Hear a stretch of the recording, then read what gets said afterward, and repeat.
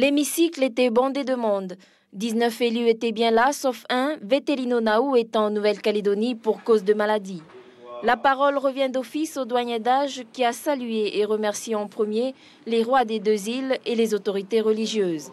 Administratifs et politiques ont été également cités dans ses propos de bienvenue.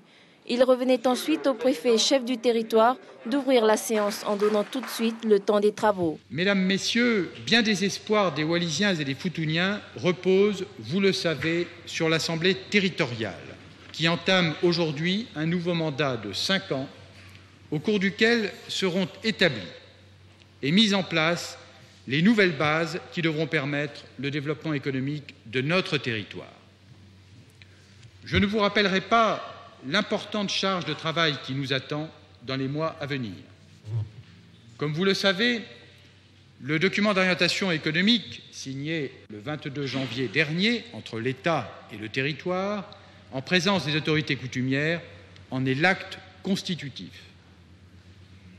Sa validation officielle a démontré la volonté affirmée de Wallis et Futuna de s'engager activement avec l'État dans la recherche des conditions harmonieuses de son développement, au bénéfice, je le rappelle, de sa jeunesse pour les 10 ans à venir.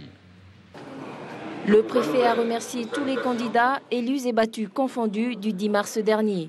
La volonté du peuple s'est traduite massivement, selon Alain Vaquet. Il a rappelé que les noms des 3 personnalités qui siégeront au Conseil du gouvernement seront connus prochainement. Tous les espoirs reposent désormais sur le travail des élus qui n'ont plus droit à l'erreur.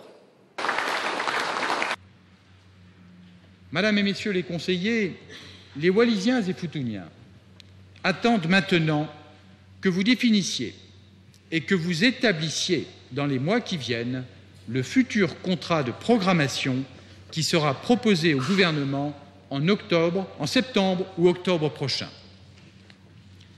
C'est un vrai défi pour Wallis et Futuna et nous y ferons face en travaillant ensemble, les uns avec les autres, dans un climat social que je souhaite apaiser, afin de permettre un vrai débat démocratique dans le calme, la sérénité et la responsabilité.